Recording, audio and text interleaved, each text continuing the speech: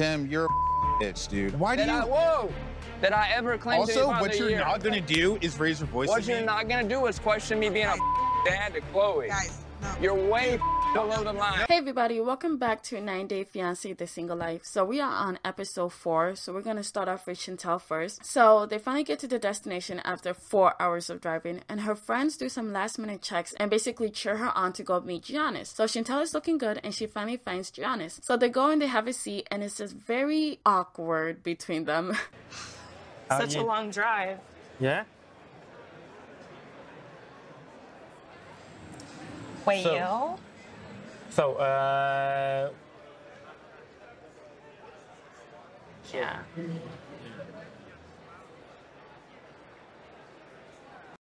Finally, they start speaking, and Chantel is like, yeah, I need a teacher to learn Greek. And Giannis is like, he's right here. I'm like, ooh, that's so smooth, Giannis. And Chantel liked it too. So they're leaving and they're going to walk around his hometown, and Chantel initiates them holding hands. And I'm like, oh my gosh, yes, yes, yes. So he's showing her around, and the place looks very beautiful. He asks her if she would like to live there, and she says she doesn't know yet. And she tells us like she doesn't want to get too carried away. And I like that because, you know, this is just some guy you just met. So Giannis then takes Chantel home, and it's awkward again with the small talk, and I'm like, jeez.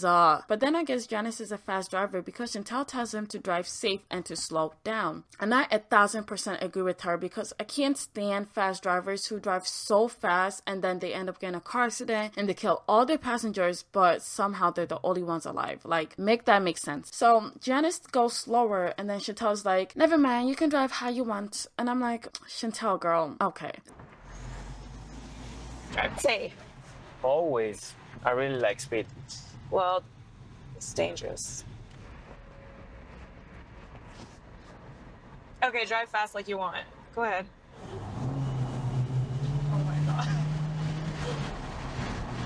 So he drops her off at home, and she hopes he kisses her so they can end the date romantically. And that's where their episode ends. So now let's look at Debbie. So Debbie's taking a walk in the park, and she tells us that things didn't work out with Russ, as he later called her and started throwing back in her face the fact that she wanted to start a relationship with a 24-year-old. I'm like, oh, thank God, Russ had some sense. I'm just like, this is why you can't tell everybody your business on the first date. Honestly, I would have never told him that, but you know that. So I can kind of see why she's upset, but also, what did you expect? Russ probably has a daughter that age, but I'm honestly glad he said something, because dating somebody that could be your son's age or your grandson's age, super creepy. But Debbie doesn't care anyway, because she already found herself a new man, and his name is Ruben, and he is Cuban, and you know how Debbie loves those Latin men. So they have been talking every day for a couple of weeks now, and she is flirting hard, and she says something that I think I know what she's talking about, but to be honest, I wish I didn't. Quality in you. Let me tell you one thing. This gringa's got some Cuban motion, honey.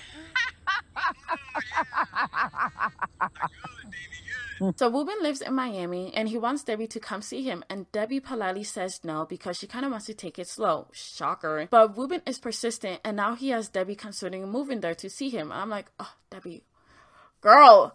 So I'm guessing that all that convincing worked, as Ruben was able to convince Debbie to come see him at Miami. I'm considering to meet Ruben in person in Miami.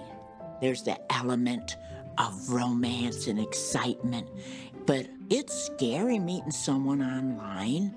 It's like you don't know what the hell you're gonna get. So Debbie's grabbing a bunch of things that she thinks she will need while she's in Miami, and she finally tells Julian what her plans are, and also about Ruben, and he does not look happy about it at all. He said that he's not on board with her going to Miami because she just met this guy online. Julian then says that he's going to go to Miami with his mom to make sure she's okay, and I agree with him, because Debbie, you could get kidnapped, your organs could be taken and sold. Do they go for old people organs?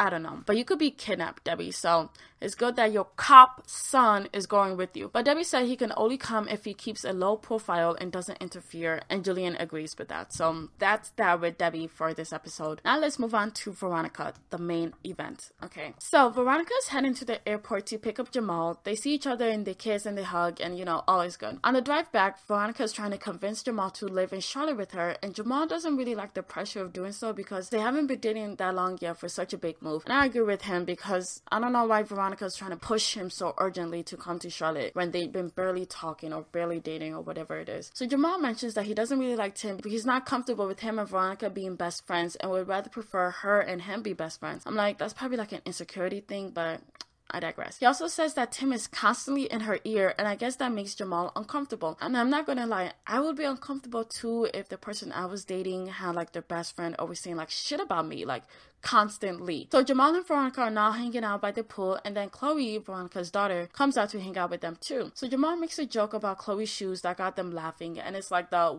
"what are those" joke, but instead of Jamal to say, "what are those?" he kind of says, "what are those?" And he didn't say it right, in my opinion. He messed it up, but luckily Chloe got the joke and they started laughing. What are those?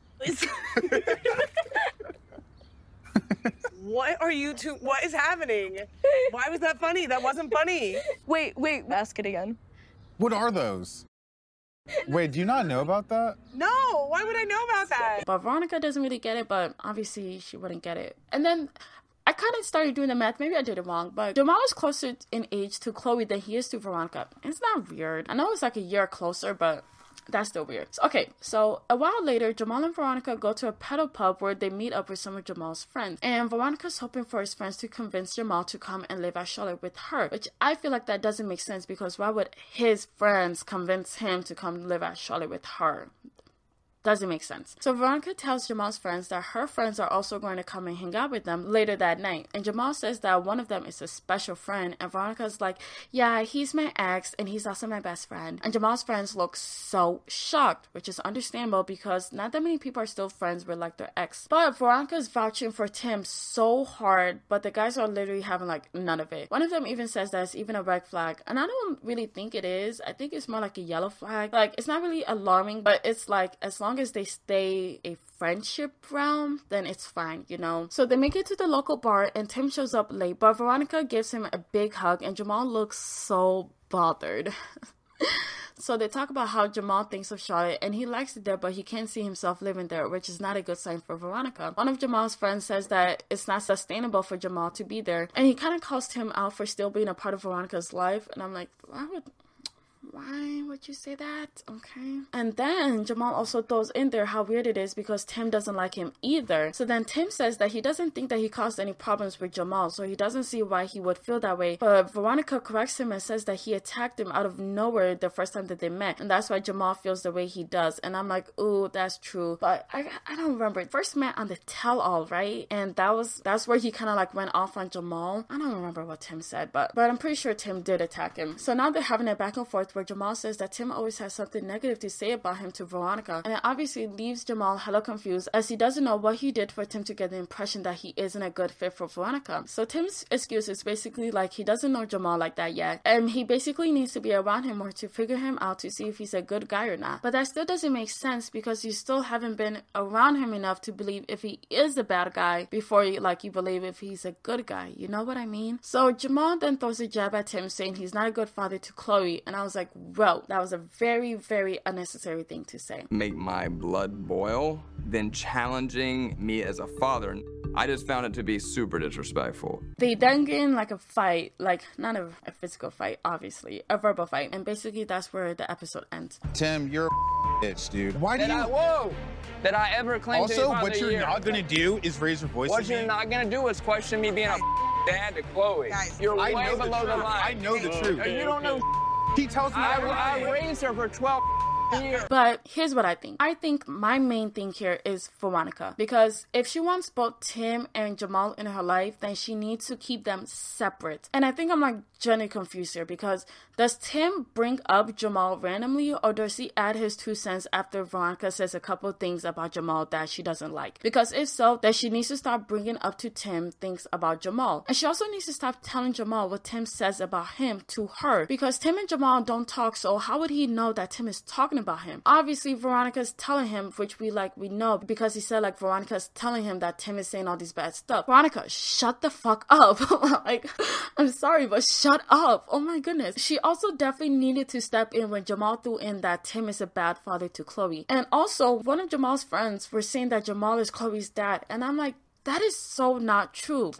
Brother, like, I don't need to see one. That how he treats Chloe as far as like I do that's need to his say daughter. that. Like, they just started dating. What do you mean that's Chloe's father? Like, what? Like, they aren't even married yet. And Tim has been so much more of a father figure than Jamal. Like, so much more. Honestly, they all suck. Tim sucks for talking shit about Jamal. Jamal sucks for taking everything so personally. And Veronica sucks for making them all pretty much hate each other. So, but then I'm also thinking Tim did start it without tell-all by just attacking Jamal out of nowhere. I don't know. Anyways, I'm skipping John because I don't really know him like that. And I don't really want to get to know him like that. And I feel like all he does with the girl is like, they just bang and that's it. Last time I was here, we barely left the bedroom. Obviously, I haven't made the bed. I want a partner who's into sex as much as I am. Anyways, that's the end of this episode. Let me know what you guys think in the comments, and please like and subscribe for more videos. Thanks, bye.